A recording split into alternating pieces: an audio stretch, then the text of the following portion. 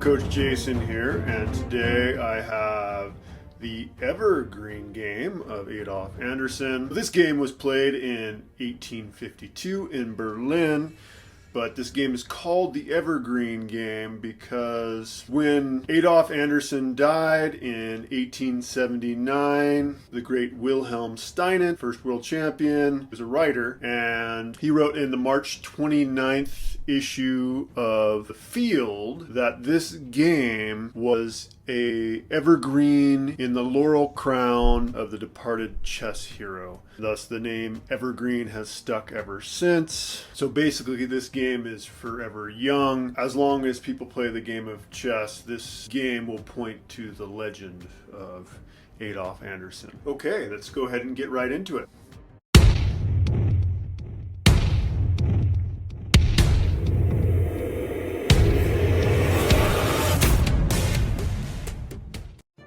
I do want to mention up front that I'm going to offer moments for you to go ahead and pause your video, but it'll just be the icon flashing, and I'm just going to continue on. You can pause as you like when you see the icon and think about the move. This game, of course, between Adolf Anderssen here and Jean Dufresne. I'm going to say Dufresne because I know that's how you say it in English. These guys were Germans. Dufresne is a French name. I'm not sure how they said it. Anderssen plays e4, opening up diagonals for the bishop and the queen. Always a great move there. And the same, of course, can be said for e5 by Dufresne. Knight f3, attacking the center of the board, developing a piece. Always a strong move. Same idea, yet defending the e5 pawn here in this case. Bishop c4, attacking that soft f7 pawn. Usually a good idea, although you want to be careful that bishop is undefended, something we always want to keep an eye on. And same idea here, so we were in the Italian game, this becomes the Gauchio Piano, and now, we've become the Evans Gambit. Gambit being, he's giving up material, so something tangible. This pawn here in trade for something intangible. Development of pieces, just a little bit more activity is the idea. Going ahead and driving that bishop back now. The idea of that move then is so we can play d4. And since this pawn is pinned to the king, Dufresne goes ahead and just captures. So this might be seen as a little greedy actually. Better here these days is actually just going ahead and playing d6, kind of cementing the hold of this e5 square, and this does much better under modern scrutiny. But that's not what was played here. E takes was played, and Anderssen takes the opportunity to go ahead and castle. Jean Dufresne being his student, something black could have learned from and should have paid attention to. So Dufresne plays this move here, looking and trying to mess up white's center. You know, white would have loved to have captured there and had this nice strong pawn center. So perhaps black is looking to prevent that. Anderssen's not interested in wasting time sweeping up pawns. He's trying to get his pieces developed efficiently, and he wants to control the center of the board, so he has no interest in grabbing that pawn right now. You might have considered playing this move, pawn captures. This usually does not go fantastic for black. And there's even a famous game where Bobby Fischer played against Reuben Fine, where it went after castles. There was this capture, queen came here, and Reuben Fine played queen e7. Bobby Fischer went ahead and captured. The knight was developed, and now the attack, since there's no pin there after the castling, and after the exchange of pieces, things are looking pretty nasty for black. The knight is under threat and needs to move, but rook to e1 is coming, guarded by the knight, and the king and queen are lined up. So this is a pretty compelling attack. It's looking really good for white. Usually not the best way to play it. Perhaps Dufresne already knew this, and so he pushes the pawn, but Anderssen goes ahead and develops the queen anyway, and this of course was attacking in that weak f7 square, and Dufresne goes ahead and develops the queen to f6 in order to defend that square. With e5, kind of putting the question to black, how are you going to defend that f7 pawn and protect your queen? And you may be thinking, why not capture this pawn here? Well, that's certainly greedy. We're not accomplishing opening goals. You're trying to sweep up pawns instead of developing pieces and getting your king safe. And something like rook here kind of shows fault in this idea. There's really no way to save the knight. You can't move the knight, obviously, and there's no good way to defend him if you try something like d6. Anderssen has excellent tactical options because of the uncastled black king.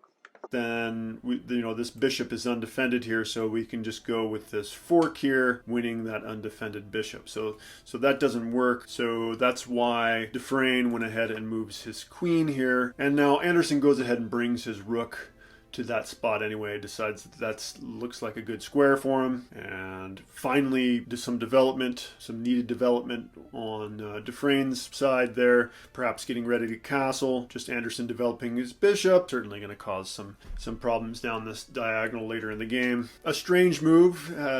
I guess we could call it a pseudo counter gambit. Dufresne trying to gain some activity with his pieces, sacrificing a pawn. Kind of like the Evans Gambit, the idea, the spirit of the Evans Gambit. Black is just not going to get enough activity for this move. Anderssen just goes ahead and grabs, and now the point of the move was just to kind of give the rook some activity there, but it's not going to be enough. And now you might be thinking here, well, so if it was black to move here, maybe you castle.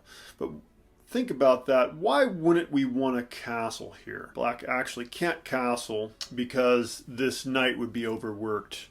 It's guarding the knight on e7, which is under attack, and it's guarding the bishop on a5, which is also under attack. For that reason, goes ahead and, he lines up the bishop with a pretty darn good square there. That's a good spot for the bishop anyway. That move certainly makes sense. And now this knight heading to e4, getting him a great square, just kind of developing a piece. And yeah, so this move, bishop b7 by black, normally on b7, that's a good diagonal to be on. And, with the help of the queen, he could almost be threatening that g2 square. Of course, there's a couple knights in the way. Not a good enough move to be giving up castling once again. Instead of bishop b7, castling should have happened here. Black certainly should have castled. Okay, and now that knight jumping to a fantastic square, and white now threatens to capture that pawn for free. And now Dufresne makes the most questionable move.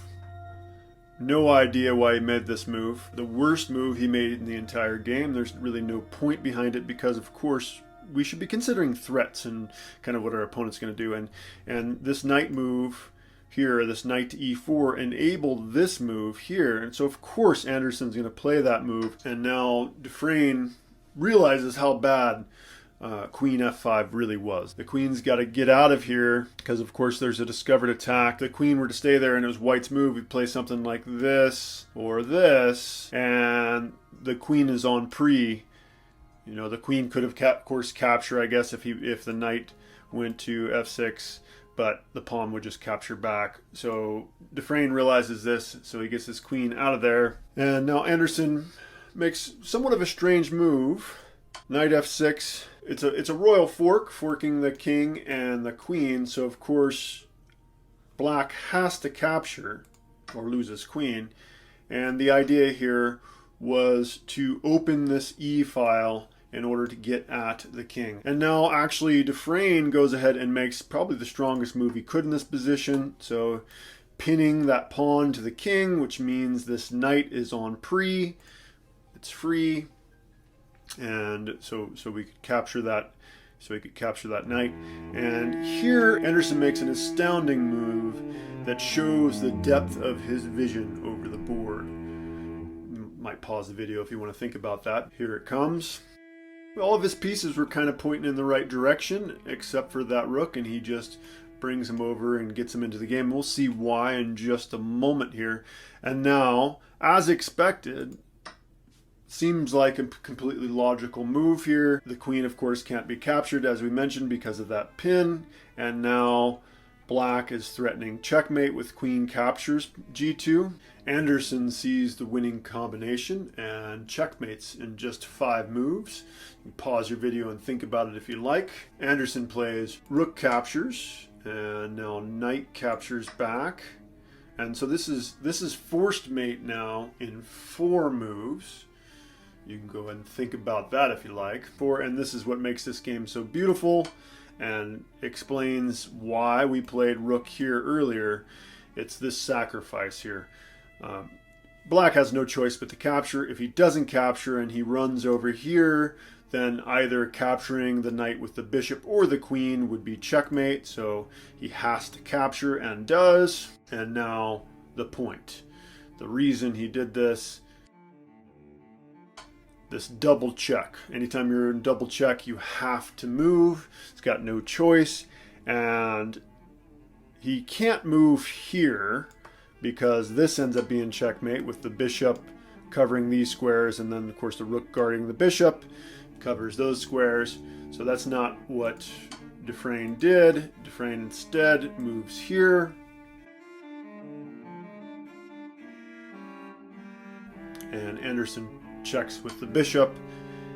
And no matter where the black king moved, this still would have been checkmate. So even if the king was there, that would still be checkmate. All right, so this concludes the Evergreen game of Adolf Anderssen. I hope you had enjoyed this game as much as I did the first time I saw it. Thank you very much for watching. Please subscribe, hit that like button, and notification bell if you'd like to know about future videos. Take care.